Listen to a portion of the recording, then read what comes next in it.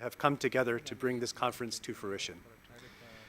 Thank you to the other organizations that have made this happen, our partners in Chile, Athenalab, and the Saltzman Institute of War and Peace Studies at Columbia University. This important workshop is happening today thanks to funding from Columbia University's PGIF, or the President's Global Innovation Fund, which was launched in March 2013 by Columbia President Lee Bollinger. The idea is to support faculty to develop projects and research collaborations within and across the Columbia Global Centers to increase opportunities for research, teaching, and service. The principal investigator for this particular project is Paige Fortna, Professor of U.S. Foreign and Security Policy in the Department of Political Science at Columbia University. She joins us today and she will be chairing the second session. Thank you, Paige, for applying for this PGIF. Finally, I would be remiss without mentioning the late director of the Santiago Center, Karen Poniechek, who passed away in October 2022. Like all projects the Santiago Center has undertaken, Karen was extremely enthusiastic about this conference today, and she was the driving force in bringing together the Saltzman Institute, Athenalab, and the Santiago Center in making this event happen. We dedicate this workshop today to Karen's memory. To launch this event, I would like to invite to the stage Jack Snyder, Professor of International Relations in the Department of Political Science and the Saltzman Institute of War and Peace Studies at Columbia, who will provide the opening remarks. Please join me in welcoming Jack.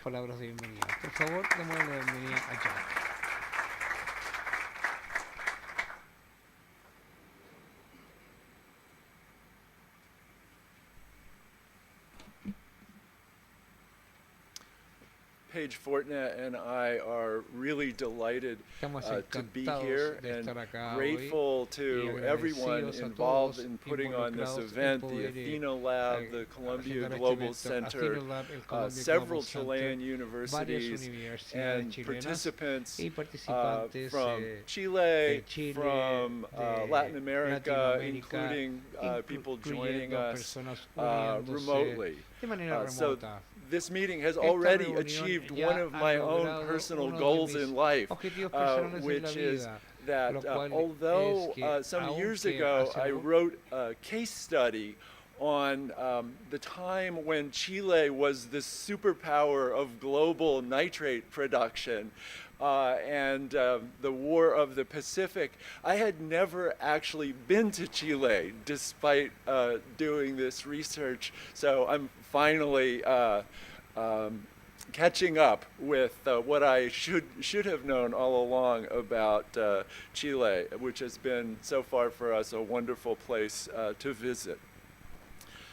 So we've had preliminary discussions of climate change issues in planning this event. And during those discussions, one of the things that struck me was how often in our conversations terms such as green sovereignty or even climate sovereignty came up. But of course, the Earth's climate is a global public good. It's not subject to any state's sovereignty. This insight was a moment of humor in the recent elections for the U.S. Senator from the state of Georgia, where one of the candidates was Herschel Walker.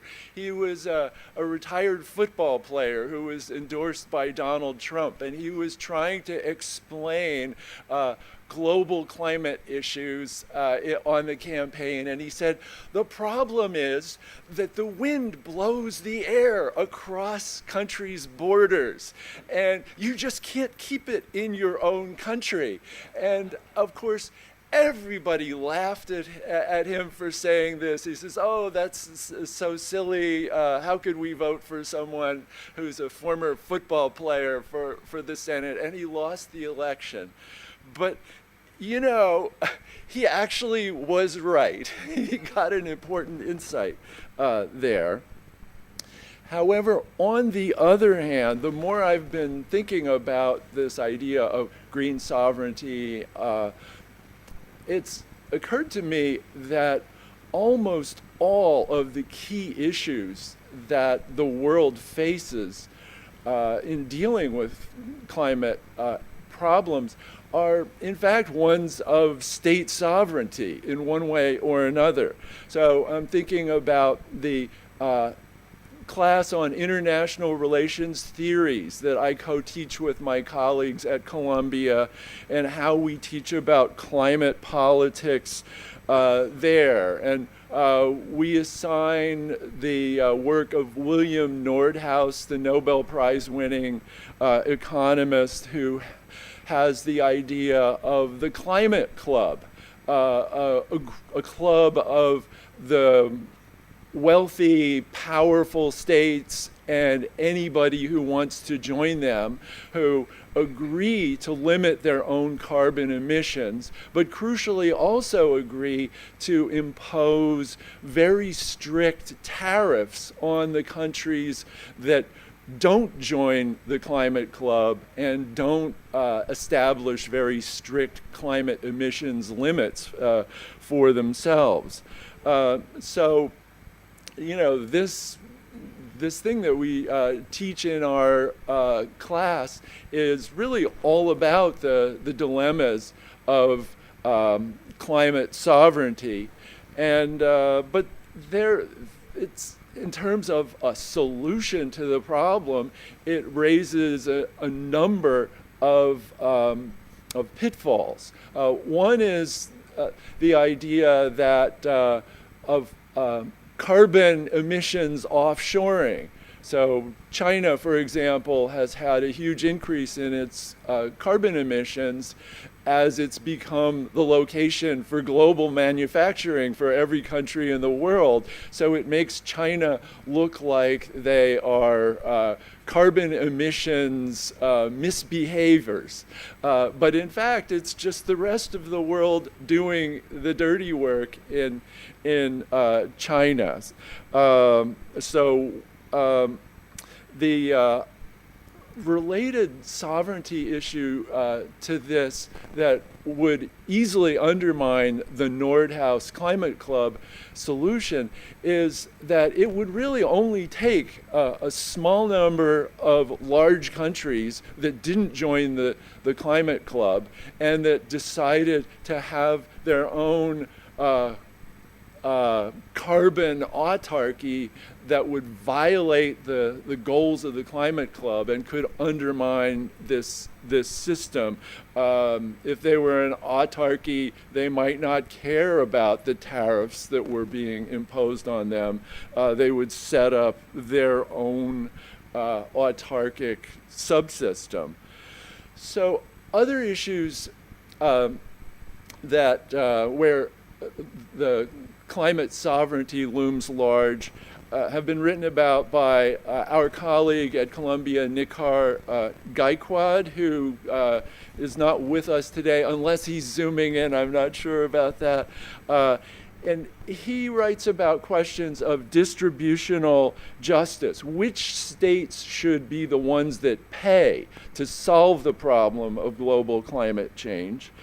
And so many people think that the people who should pay are those in the countries that caused the problems, the wealthy, early industrialized states like the United States of America.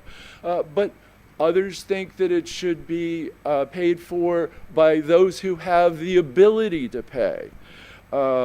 Others think that it should be paid for by those who reap the greatest benefits. But then there's another debate about, well, who does reap the greatest benefits from fixing the climate problem?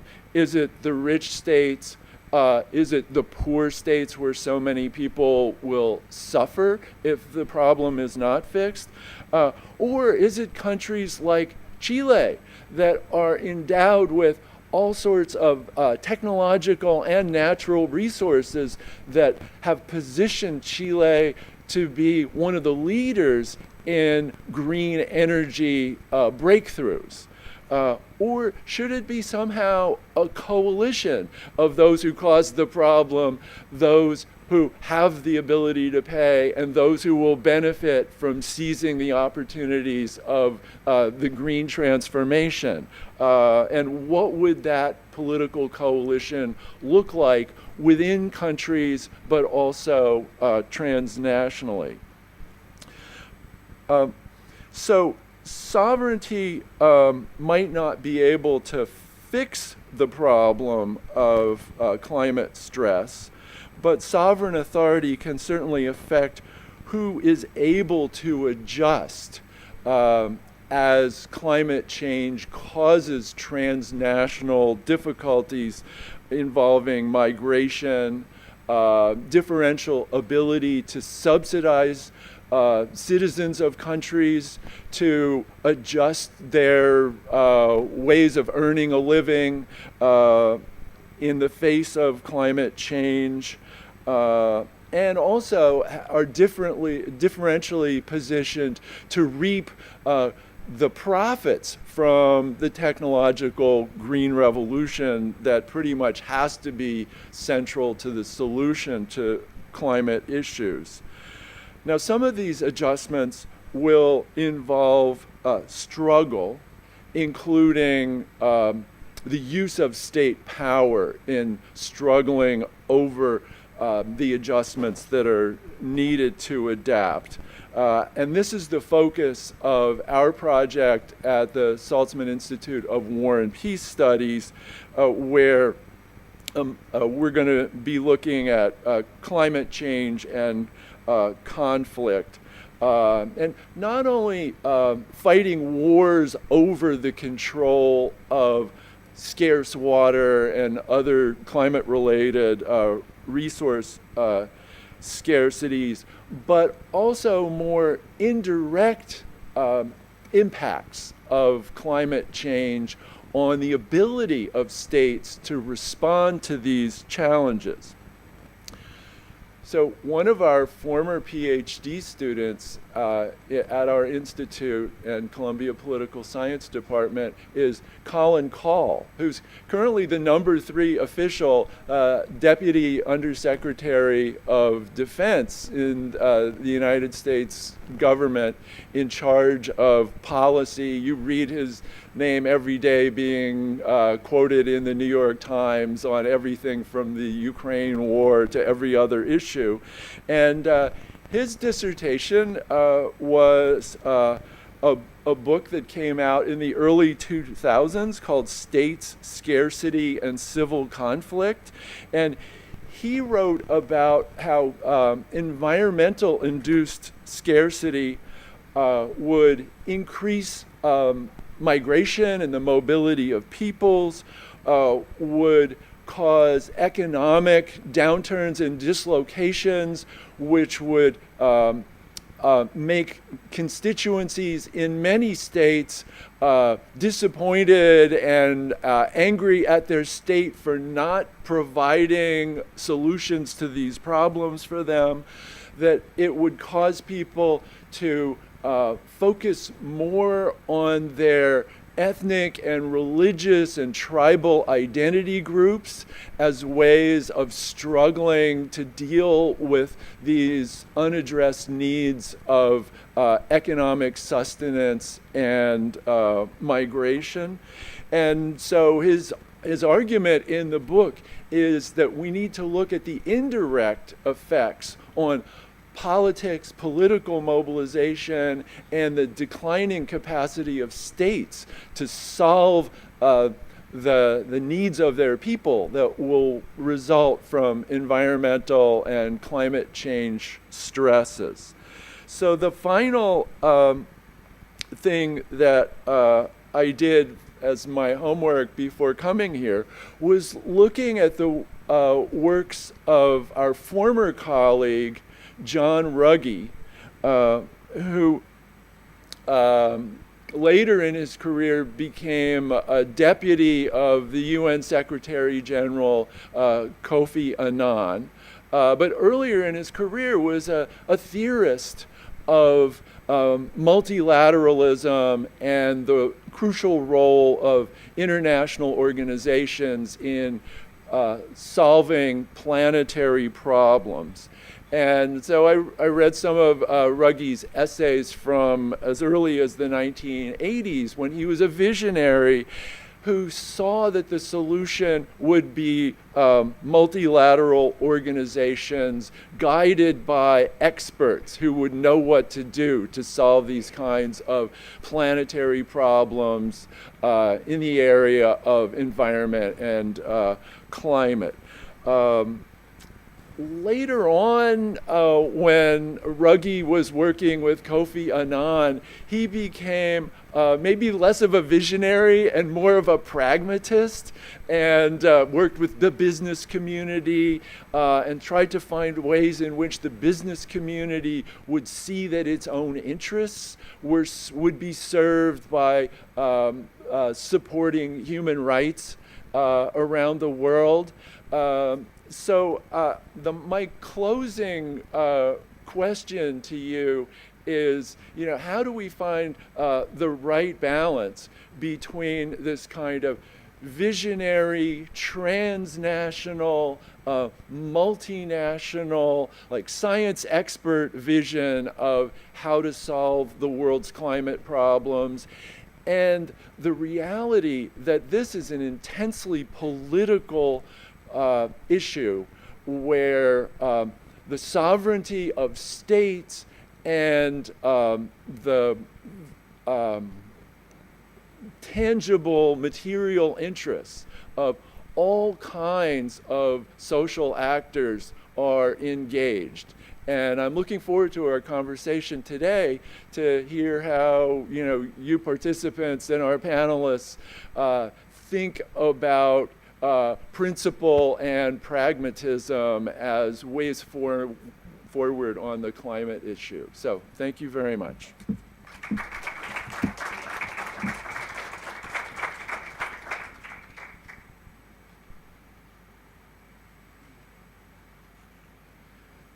Thank you so much, Jack, for your words and your insight. We will now pass to the first session, entitled Scientific and Political Dialogue on Climate Change in Latin America. This session will be chaired by Juan Pablo Toro, the Executive Director of Athenalab. Juan Pablo?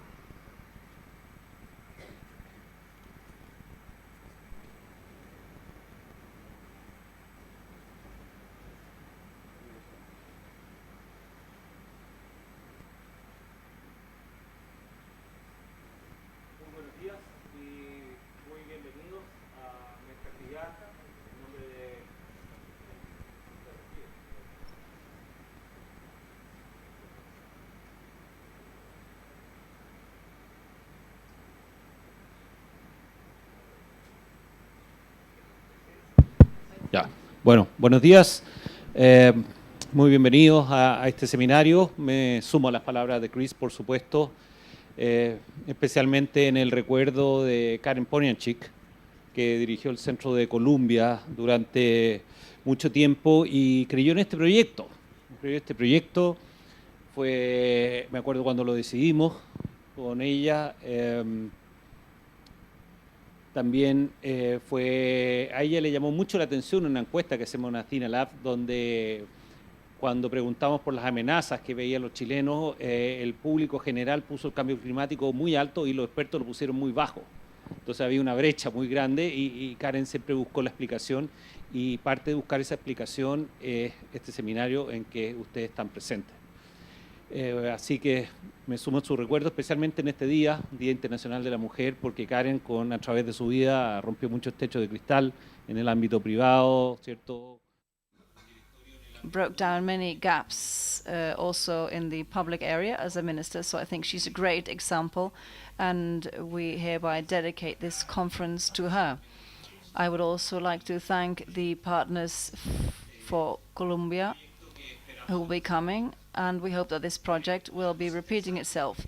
One of the interesting things that we will listen today is we see academicians here, militaries, decision makers, politicians, and this correctly speaks about the integral way how climate change has to be dealt with.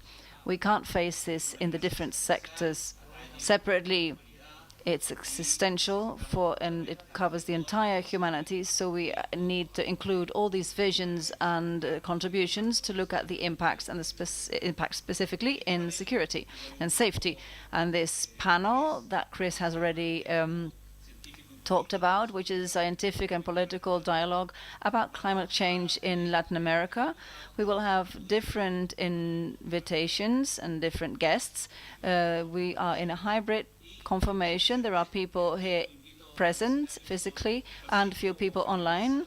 Francisco Javier Meza is physically present here, professor of the faculty of agronomy of the Universidad Católica, and one of the authors of this book, Climate Change in Chile, which is highly recommended and is a work of reference today, at least for us it is. Francisco, welcome. And we would also like to invite to get on stage Juan Jobet, ex-Minister of Energy, today Dean of the Faculty of Business of the Adolfo Ibáñez University, with great experience in energy transition. We had a course in the United States in December last year, and the teacher or the professor who taught her about climate change mentioned Juan Pablo Jobet specifically, and in Chile as an example in energy transition. But first of all, we will have Dr. Susana Adamo. She is an academician of Columbia University, and her presentation will be about vulnerability and climate variability in Latin America, migration and demographic change. Welcome, and we hope that we can see her there online.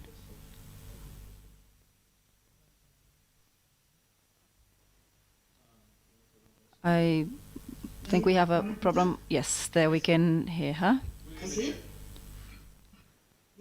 Well,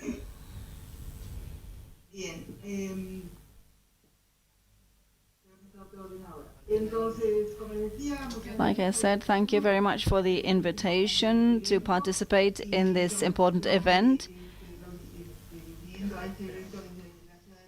I am joining from New York at the Columbia Center. I will talk about vulnerability and variability of climate change in Latin America, demographic changes, which is a very broad topic, and lots of research has taken place in the past years. And I will present some points which I think are interesting to start a debate and discussion on the relationship between these different elements. I won't go deep into the characteristics of the impacts on climate change because I understand that Walter will be talking about that.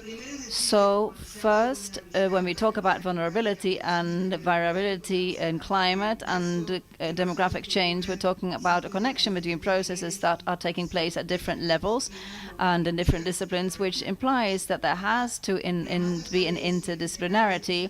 And in general, these elements get together through a certain risk theory where exposure and vulnerability are pre-existing conditions that determine in certain way, together with the characteristics of the event involved, what will be the result of that impact. And mobility and migration are considered one of the possible results of that process. When we talk about vulnerability related to climate change, Intergovernmental Partner of Climate Change has issued several reports and mentions the need to work with vulnerability that is multi-dimensional, with more dimensions, and it's just not only about poverty and lack of resources, but it's broader. And at the same time, it is rooted in an intersectional this inequality, which are based on characteristics or demographic features such as age, gender, also race, ethnia, demographic condition, And they're not alone, they're an individual, they're not interrelated, and this can give or can lead to more different vulnerabilities. And Latin America is one of the most unequal regions, so that can be one of the reasons to get out of this position of vulnerability, of impact. It is never determined by one single element, not just one single determinant. They always are together, or several elements, and this has been studied for a long time already. So one of the challenges is to understand what the role is that the climate factors can have because of climate change, of climate variability, in the decision to migrate or the decision to stay. And that is, if there is important, the work that we have done in this research to determine the impact that climate factors can have in migration, directly or indirectly, and what is being threatened. We're talking about a threat to life, health, sustainability, means of life, etc. So that is important. But supposing that the result is migration, we've also got this question, how the destination is chosen, where people go to in this migration. And here the existence of pre-existing migration systems come into place. For Latin America, there are interregional systems. There's movement between countries in Latin America, extra-regional, moving to Europe or the United States and Canada. But there is also internal migration.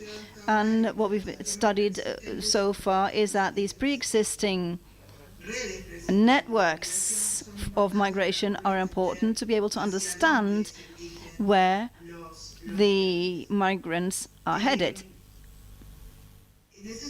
In that sense, in Latin America, internal gaps have always been very important, but there's always also been an increase in interregional migration and extra-regional migration for several reasons.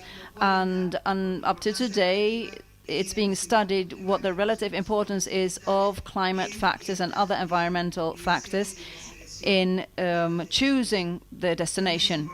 It's also important to understand here what the importance is of institutional factors in terms of what the regulations are of migratory movements. But apart from that, and when we go back to demographic change, migration is one of the basic demographic aspects. Migration is important to understand why the distribution of a population at a certain point is the one that it is, and especially for Latin America, what have been the urbanization processes the region has gone through. And in that sense, Latin America is a highly urbanized region, the most urbanized of the world. And in these processes of urbanization, especially at the beginning, the migration processes are very important from the rural areas to the city, and then from one city to the other, due to this pre-existing matrix of certain localization of migrants to certain cities. Another research topic has come up, which is cities as destinations as migration, but also cities exposed to climate change and the possibility that these migrations take place, the secondary migrations take place. Not only Latin America is a highly urbanized region, but also many of these cities are located in areas that are much exposed or can be much more exposed in the future to the effects of climate change, among which is the rise of the sea level. Many cities are close to the coast, and there are also areas where the effect of the heat rays is going up, and also places where there is more drought and the lack of water. In that sense, these pre-existing patterns of migration to these cities can, on one hand, increase especially when it's a quick migration in the cities, but also cities can have places where there are climate effects. At the same time, migrants, especially the recent migrants, can be a vulnerable group in the areas of destination of the cities, particularly because migrants can be exposed to different ways of informality because of the place where they live, because of informal settlements, but also depending on the conditions in which the migrants get to the cities, they can be more likely to be working in informal sectors.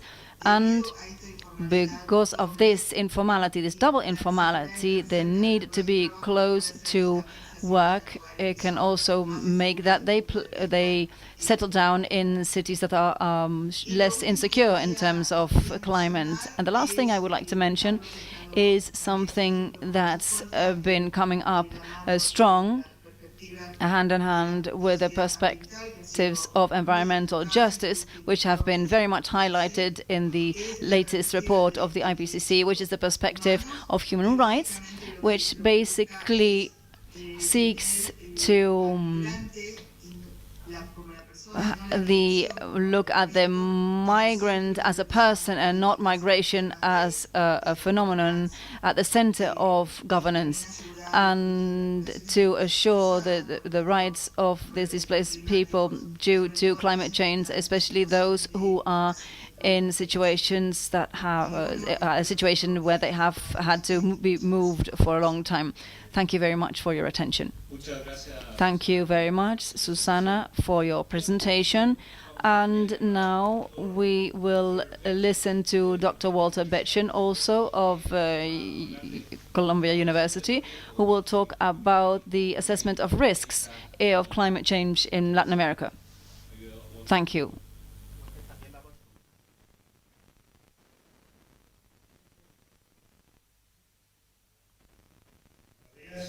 Good morning. Can you hear me well? Yes, very well. First of all, good morning. Thank you very much for the invitation.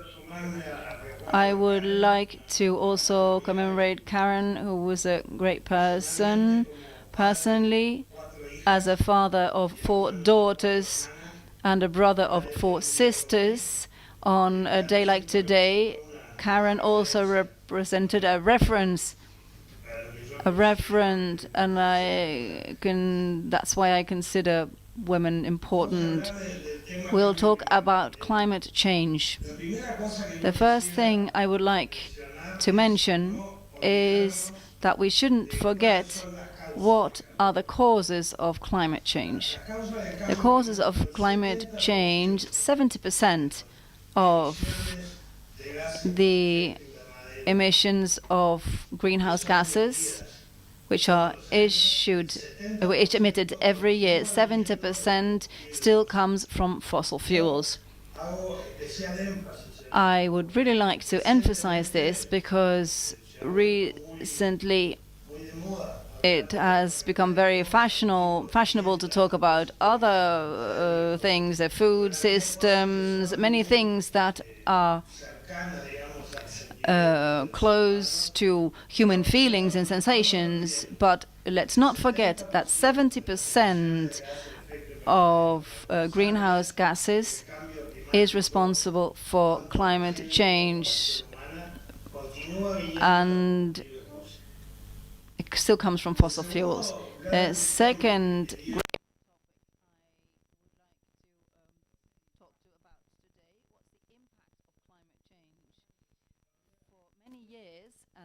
still seeing this. Climate change was focused on trying to determine what the climate will be in the future, what will happen with temperature in the different countries in the world in 2080, in 2070, what will happen with rainfall in 2060 and 2070.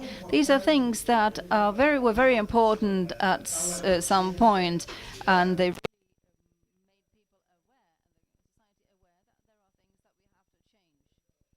aware that there are things that we have to change in our development models because the impacts we're feeling of climate change are too late. So we focus a lot on the future, but on a very far away future, on a future difficult to incorporate in daily decisions. It's difficult to incorporate them into public policies because it's focused on a period of time that's very far away from when people who work in public policies are working on them. Fortunately, the latest report of IPCC, the panel that gets all the climate panels together, the latest report emphasizes what is happening right now. There is absolute scientific, robust evidence that global warming caused by the emissions of greenhouse gases is already more frequent and more intense in terms of extreme events, such as heat waves, extreme events such as great floods, droughts. And this is happening today. And I think this helps to change the focus on climate change. We should not think in the future that's so far ahead, but think essentially, what can we do today? What can we do today to fight the causes? And what can we do today to improve our capacity to adapt? So the second point that's very important is that transition to look at climate change as a problem of today and not a problem of the future for those who will be replacing us. This, of course, this frequency and intensity of extreme events has immediate impacts on things such as the disasters that I've just mentioned, the food uncertainty, threats to public health, for example, floods that cause diseases. And at the same time, like Susana mentioned, this creates instability. And of course, the degree of instability created by these phenomena depends on the ability that exists in the country. It depends on how each country is prepared to face each one of these extreme events. And that's the third point I want to mention. The third point, I will start by an example on climate change, the war in Ukraine, between Ukraine and Russia. That has a great impact, a global impact, but it has completely different impacts in different countries. That range of impacts has been considered as a record in energy export, and on the other extreme, in countries such as Yemen or Bangladesh, that depend a lot on the things that happen in Ukraine for their basic services, they have felt an enormous impact on the food safety. So, like all phenomena that have a global impact, the problems can be added. When we add climate change, the societies that suffer most from those impacts of climate change are the most vulnerable societies. It's a completely different impact of a flood or a drought in a country that has good early alert systems, good early response systems, good food distribution systems, good public health systems. is totally different. The impact that the same phenomenon associated with climate change can have on a country that has all the institutions and infrastructure weaker. So in that sense, these are phenomena that are totally unfair. They affect those who are vulnerable a lot more than the countries or societies that are more resilient, more developed. The fourth point related to this is that probably this climate change is one of the things that we're going through right now. What do I mean? I was saying that 70% of emissions of greenhouse gases come from fossil fuel. Well, if we add the emissions of China, United States, and Europe, those three regions or countries and a region are responsible for more than 50% of the emissions of greenhouse gases. And Africa, the total Africa, Latin America, is responsible for less than 5%. However, climate change, extreme events affect the countries in the same way, wherever they are. However, the impact of a drought suffered, for example, in Kenya is completely different from a drought that might happen in California or even in Uruguay, a country of medium income. It's completely different. A month ago, I was in Kenya and I hadn't seen such an atrocious impact of a drought on the food production in a country. So that is the fourth point that I wanted to highlight in this panel. Well, all those points are depressing. All those points show us a bleak future, something unfair. I would like to finalize with an opposite point, and this is that this is also discarding opportunities. Climate change, fortunately, is a very popular topic. Everybody talks about climate change. Everybody does things for climate change when we think about things in a wrong way sometimes. But it's very good that all this general awareness is there, that climate change is a real problem, and this is generating opportunities. For example, we're talking about Uruguay. The government has and the private sector have dedicated themselves to designing systems for food products that have least environmental waste possible. Why? Because there is awareness, they are conscious that they want to contribute to fighting the problems global, but also because Uruguay is a country that exports food. They produce 3 times more than their internal population. So they know that there are market niches that are looking for products with these characteristics of low food waste, and that can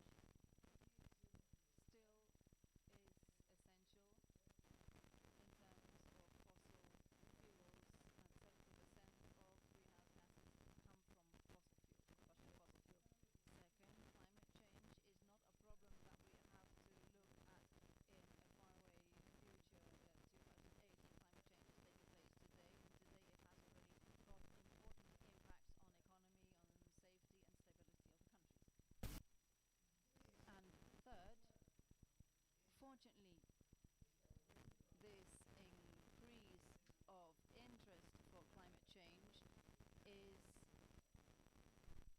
doing away with possibilities of doing things better. As for Uruguay, 100% of electricity is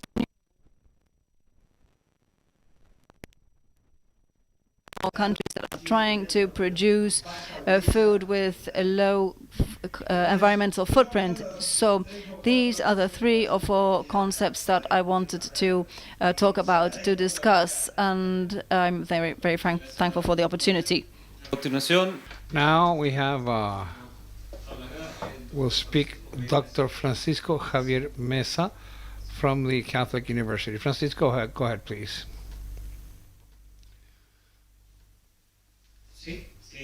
Yes, perfect. It works well. Thank you so much.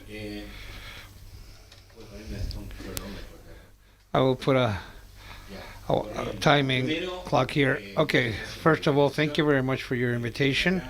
It is a pleasure to be able to share with this panel members, and also, if we're still online, to say hello to Walter Baethgen, who we are friends now for many years.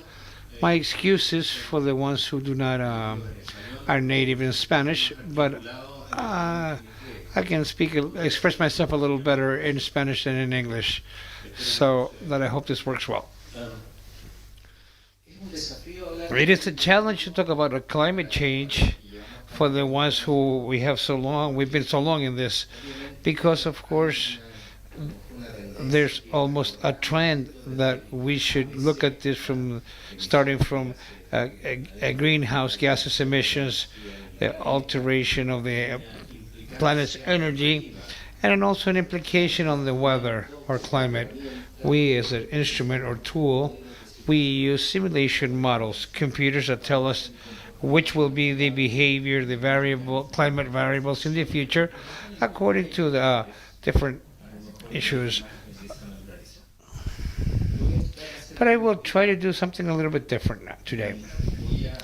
I will mention a collective experiment that we will carry out, and we will go to our imagination and our perception. So I will invite all of you, since you're all more or less older than 10 years, you can look at the previous 10 years of the reality within the country.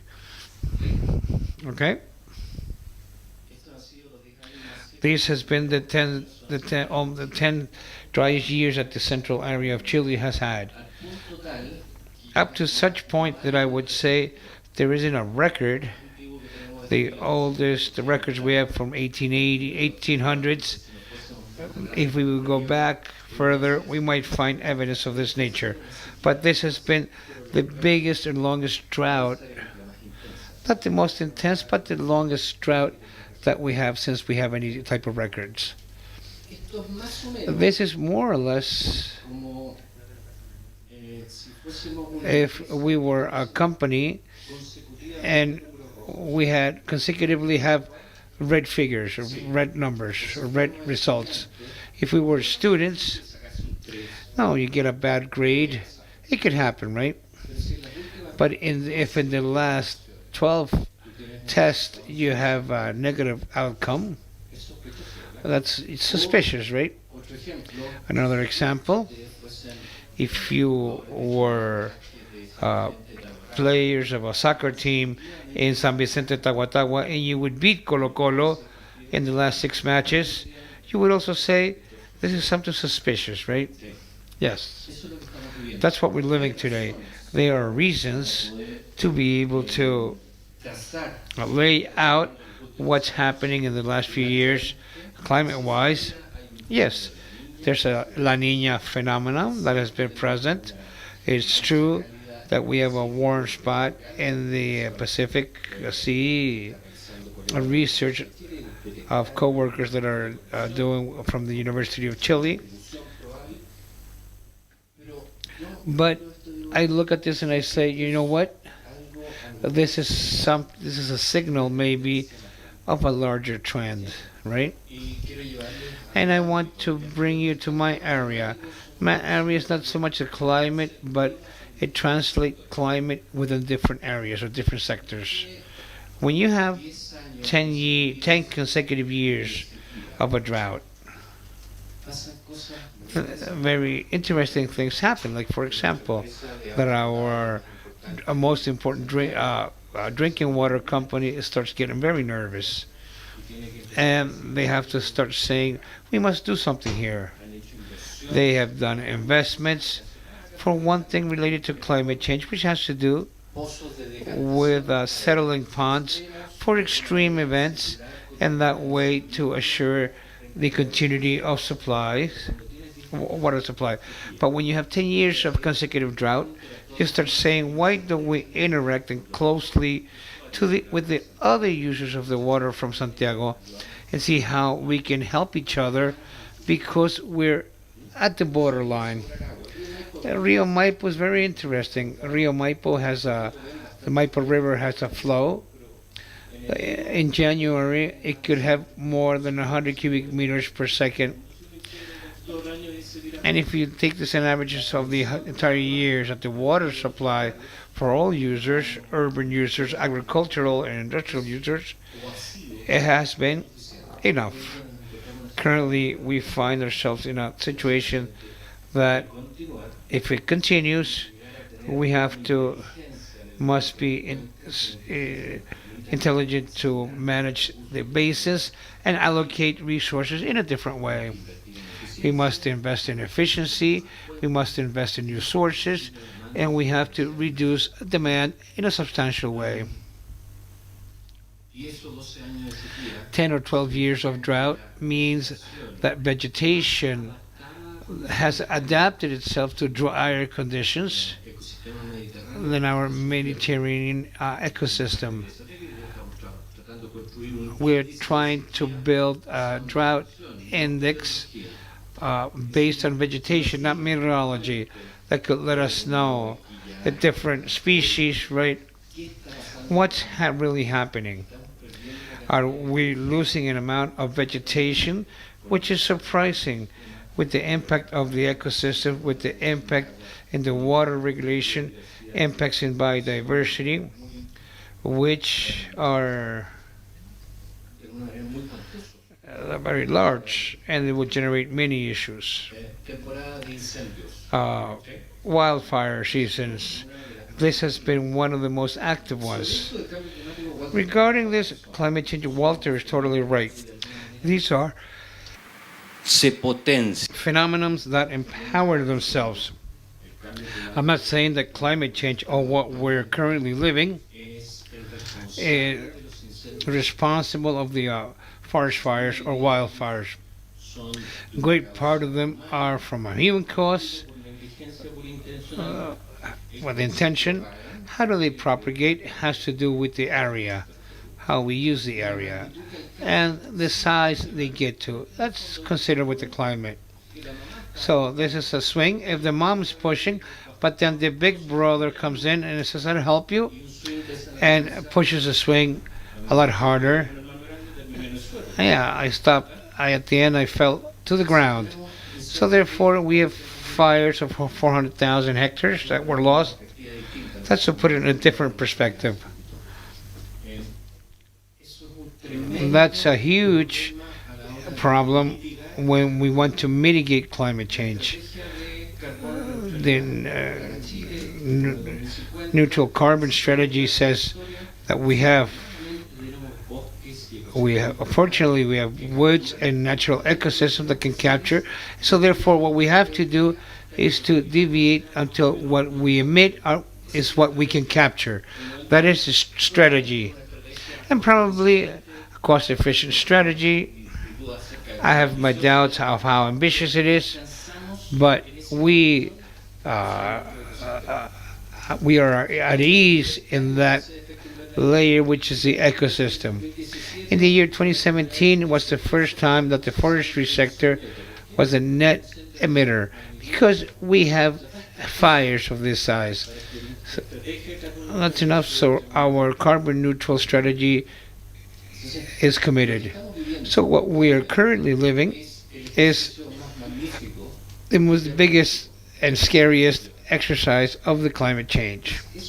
It's that. the heat waves, vegetation that develops itself ahead of time, transmission of diseases, issues in the supply of resources. We're not at a level that we're committing food security, but since water is one of the main things, agricultural activity without water, it would be less efficient and less productive, and of course will not be capable of exporting it, but possibly to supply one of these basic goods for our population. We can give you different numbers. As an example, Puerto Montt, an area that for us is that it's a rainy area, right? Of around 1,800 millimeters per year, has lost 40% of their rain drop during summertime. It's fantastic for tourism. The people in the Los Lagos region, they had a few days of rain. The issues that the hills, the vegetation, the rhythm in which glaciers and snow melt, it changes.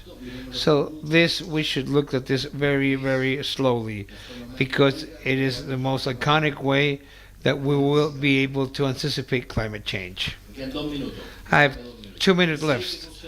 I know that I excuse myself, but for the people who are not, who are looking us via streaming, here there's a slide, Atlas of Climate Risks. Chile has a scientific strength that's very interesting in climate change. There's thinking centers that do things not of the size that the Columbia University could do. So welcome to all the alliances and all the type of cooperation. That possibility really gets us enthusiastic about it. And the Ministry of Environment is one of the most trained person in climate change. But apart, the public sector, the Environmental Ministry, Agricultural Ministry, and the Public Works Ministry have also been, some ways, they've been pushing of generating knowledge regarding climate change. Why? Because we must deliver updates, national information, a status of how our environmental system is, and we have been doing this for the last 10 years.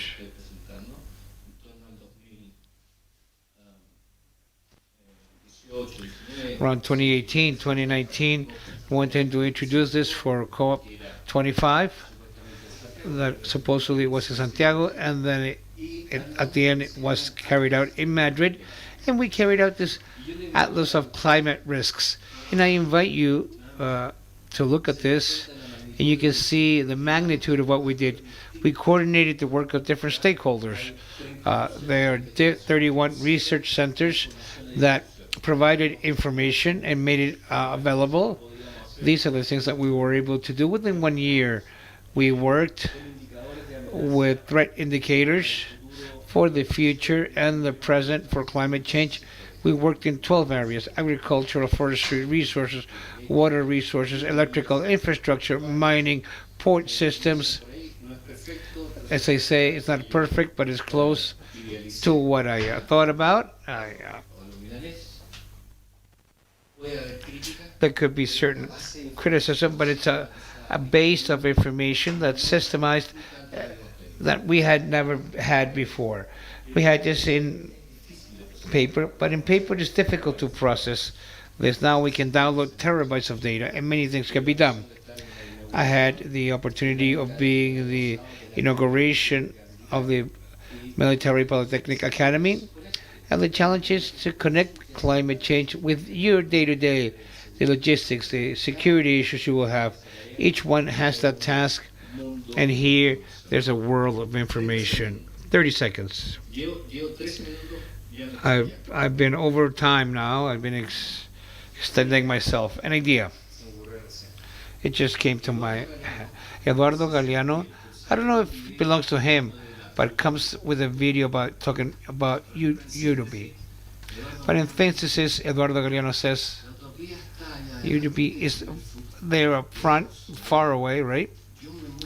And I move 2 steps and you to be moves ahead 5 steps. I try to go ahead 10 steps further, and it keeps getting away from me. So the question is why, if you talked before, it is useful for that, to walk. Climate change is a bit the same. We won't solve this. This is not something, oh, here's the answer for this. This is technology. This is the way. No, we won't solve this. It'll be permanently challenging us because our models, our way of thinking are still limited. But it's a huge incentive to do things better every time. Energy efficiency, water efficiency, food safety, everything is touched by climate change. We always have to consider this, and this will help us, I hopefully think that we do things better each time. Thank you. Thank you very much, Francisco, for your presentation and for sharing this Atlas of Climate Risks. This could be seen in the webpage, I imagine. It's in the portal of the Environmental Ministry in arclim.mda.gov.cl. So it's available for anyone who wants to look at this there. Thank you for that information. And to finish now, we will have as a presenter Juan Jobet, who will talk to us about green energy transitions. And then afterwards, we will have a round of Q&A round where we want the audience to participate, and also the people who are online. Thank you. Thank you so much. Thank you. Thank you for the invitation. It is a pleasure to be here. I want to add myself to the memory of Karen Ponicic. I sat in the same position as her in the mining ministry. Also, I'm a father of all daughters that have opened the way for other women. It's just a point open to admire. What I would try to do is basically to talk about energy transition and green energy transition, and I will mention some possible implications for the safety of the region. Even though I said I'm an expert in safety, but I will mention two possible safety implications that I see as safety or security in the national safety or all the governments, but also in a more human, in people's lives.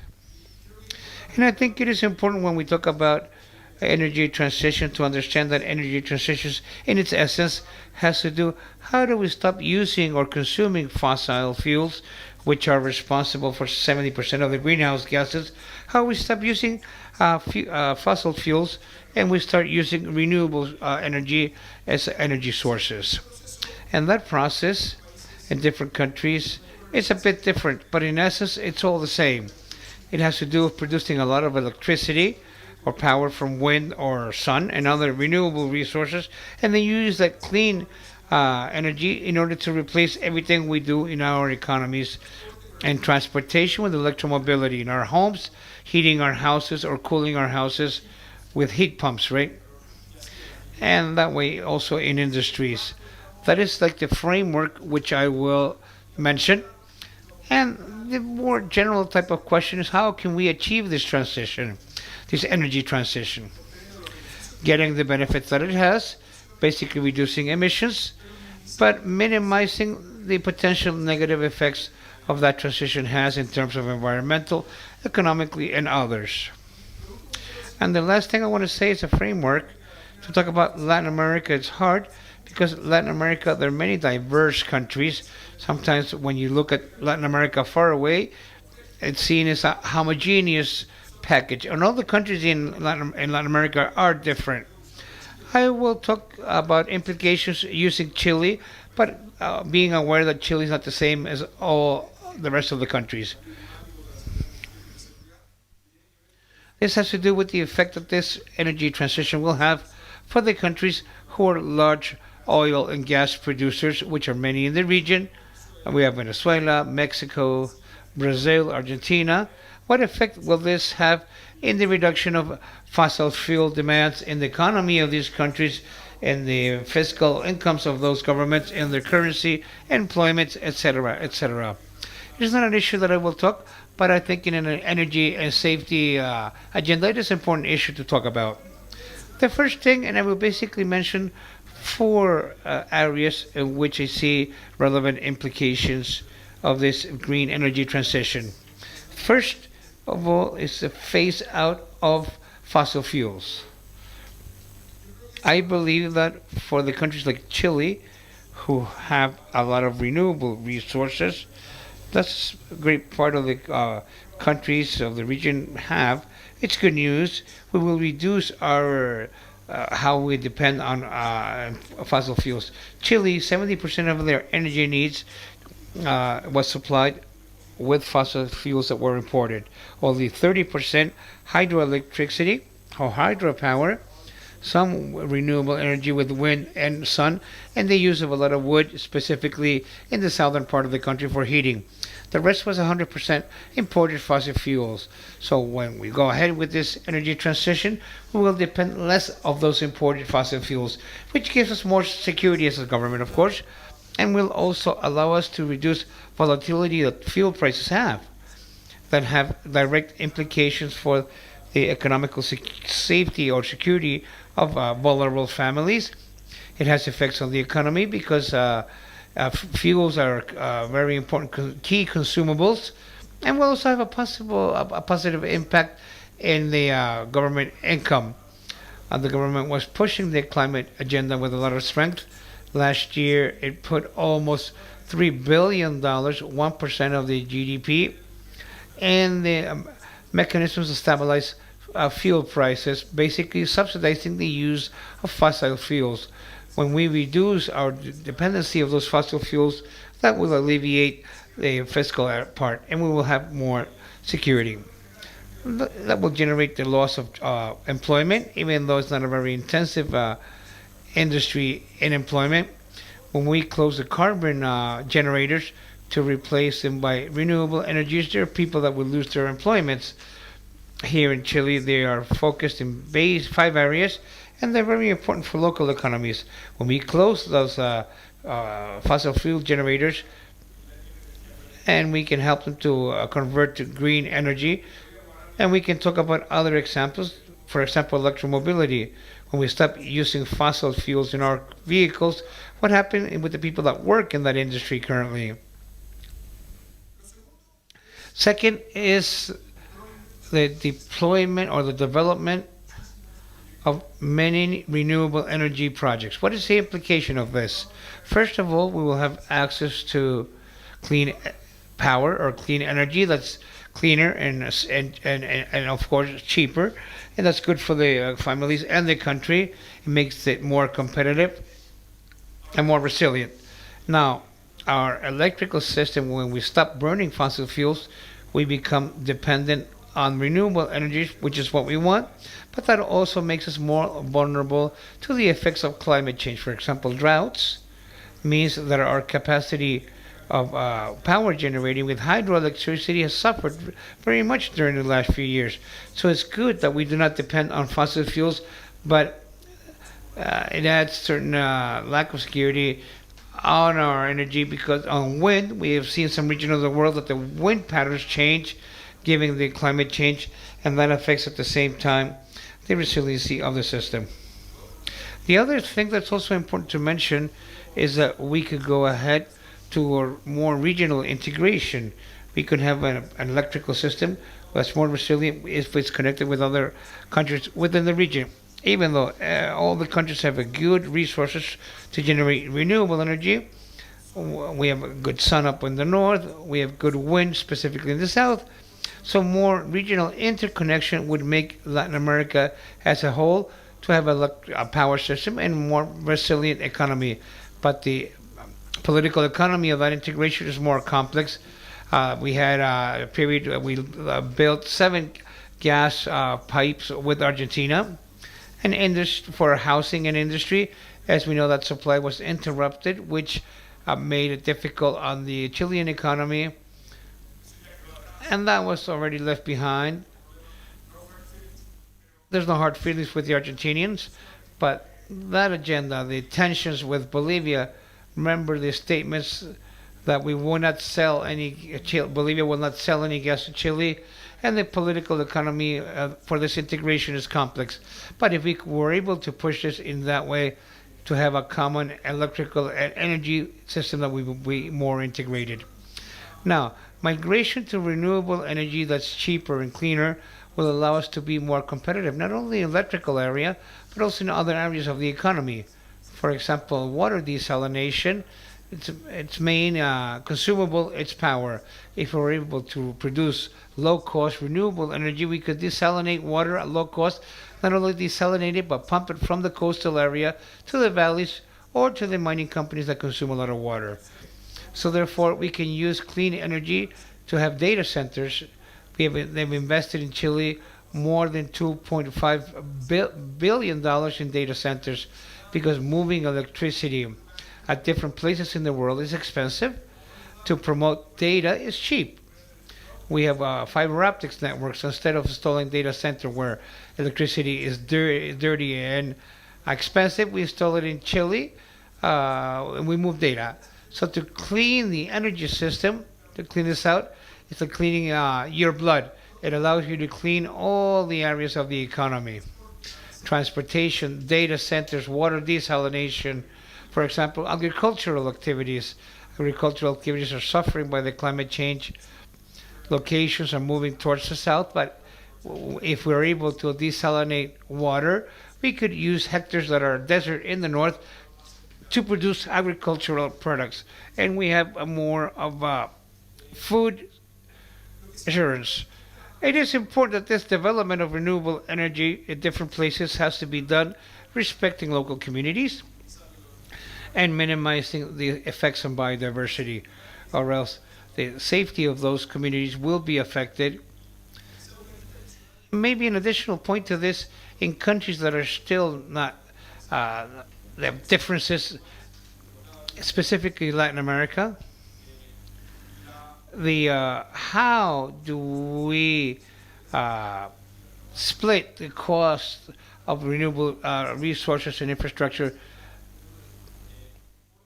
Because that we already saw that in 2019, that feeling or that perception of inequality, right, could have any consequences of what we lived during that period. So how do we distribute the costs and benefits of that transition is very important. This transition is also bringing a lot of investment, foreign investment. And we, in this power generation system for 10 to 15 years ago, it was an area that was concentrated in a few stakeholders. Currently, we have many stakeholders from many countries in the world, and that strengthens our links with this country with other commercial partners. And that, of course, makes our country safer, that we have more interdependency with other economies. Those countries has a vast interest in our country, so therefore they want us to do well, and that makes a more resilient country. There are complex areas also in direct foreign investments. For example, in Chile, in the last few years, Chinese companies have bought critical infrastructure for electricity to companies that distribute more than 55% of electricity within the country belong to Chinese companies. Chile has very good regulations to take care of the end user's interest, but this is complex. What are the safeguards that we will take, if we will take them, in order to regulate the foreign investments in assets or critical infrastructure? What reaction will that create in other commercial partners? The States, for example, that has relations with other tensions with other commercial partners like China. How that geopolitical safety, I think that's an open question that we also have to consider. And of course, foreign investments has global investment institutions that are lending money to those projects, and therefore they align their interest with Chile's interest. And the last thing I want to say, considering time, I also see a point in international trade. Chile, I hope that in a few more years, could be a supplier of clean energy, for example, green ammonium from green hydrogen. We're already exporting fuels from hydrogen from Magallanes to Germany, Japan, Korea. Countries in Asia have shown a lot of interest, and also many countries from the European Union and eventually the US.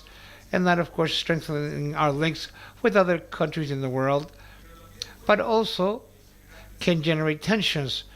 We are seeing what has happened with the IRA and Inflation Reduction Act, which is a policy that has nothing to do with inflation, but very important subsidies in order to encourage investment in green energy. But it has some restrictions, so those subsidies can be received. The products or the consumables of those electrical cars must come from partner countries, countries that are partners from the U.S. Chilean copper, for example, great part of which is processed in China, doesn't qualify, but its origin is from Chile, but it was processed or refined in China, just generating tensions with the European Union also, that could put their position of their industry in a lesser fair condition between Chile, the U.S., and Europe. How do we avoid not finding ourselves in the middle in different issues with the commercial trade partners? So I believe, in summary, that the energy bring benefits in terms of safety for the region, but it has complex points that we have to review with time, and that's why I celebrate that we have moments like this, and we start thinking about this in a more systematic way, because the consequences will be seen in the short term. Thank you so much, Juan Carlos. Y a continuación And now we have some time for questions. We've got 10 minutes. Questions from the audience and also the audience connected online. We will try to alternate between questions from the audience present here and from the audience online.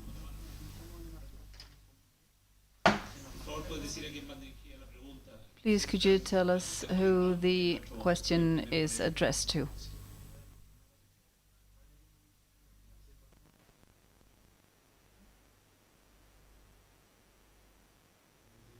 Good morning. My name is Sebastián Ruiz. I'm a researcher at the Catholic University in engineering. I have a question for the last speaker. I think that it's interesting for everybody. Many ideas. Transition, I know it's complex, but we know that the startup always has a very large obstacle, and it's because Chile has come to the club of political stability. So we can't forget this, and my question is, how can we, on the long term, have the agreements and necessary confidence so this is not abandoned or dropped halfway? Because, of course, lots of efforts and resources are dedicated to it. How do we see this, how can this rhyme with political instability on the long term? Do each one question at a time? There's a question from the online audience. Next question says, of all the threats and risks that are already affecting Latin America, which are the most dangerous for human life? Okay, well, I'll start with the first questions. Thank you, Sebastián, for the question. It's, of course, the million-dollar question. It's very difficult to answer, and I'll just try to say something. Political instability in Chile, of course, is a fact. It's been like that for the past years. I believe that we've talked about economy, energy transition, investment, but I think the bottleneck, of course, is the political system in Chile. We have a good system, political or good system with parties, election system, and this enables us or enables interaction with Congress to work well. There are better public policies. People feel better represented. And I think that is a starting point for other things, of course, to flow behind that. I believe that I'm optimistic that we will be able to solve this, but we don't know, of course. So I do believe that when we talk about with foreign investors and commercial partners, sometimes political instability in Chile, I don't want to minimize it, but sometimes we look at it in a more dramatic way than it really is. And more dramatic inside than from outside. Very often foreigners understand that this is part of a process of a country that was transformed very lately, and the adaptations didn't come as fast as the adaptation of the society, and it's an adjustment process, and there is general confidence that Chileans are sensible people and moderated, and we've shown this, and that this will go into the right direction. Of course, we don't have a crystal ball, but I'm optimistic. I think that this will happen. I'm very optimistic because of the foreigners who say that Chile will do well. Any of the panel members wants to answer the other question? What threats could damage human life most? That is the question of $999,999. It's very difficult to answer. This is it. This or these are the 4, 5, 7 most difficult problems. If there is one characteristic of climate change, it is that the combination of the effect of climate with the local realities in the system make that priorities are different, right? I could say, well, for Chile, water and scarcity is one of the most important problems. But if you go to Buenos Aires, they'll say, well, we've got lots of water. Well, for us, the water problem is that we have an excess of water. So it's very difficult to say which is this one. If we establish a connection between a climate system and social system and an ecological system, and those three are vulnerable, then I think that is where our priority must lie. So if this means that climate change, deforestation, loss of biodiversity, these things enhance each other, and that's where we have to place our focus and our emphasis. So on the other hand, I think it's very complex to say, well, these are the five priority points. What if the local reality is not among these 5 points? Will I stop worrying about climate change or doing something about climate change? That's ridiculous, of course. So we constantly have to take into consideration the local context. Well, thank you very much for the answer. We would like to continue with these question and answer round, but we also have an audience that's connected, so we have to be very strict with time. We will have a brief break now of 10 minutes. Please come back soon because of all the people who are connected online. And then we will start with a second panel, which will be climate change risks and threats in regional safety, where we will continue talking about this issue. So we would like to thank Susana, Walter, Juan Carlos, Francisco for being here and for your questions. Thank you very much.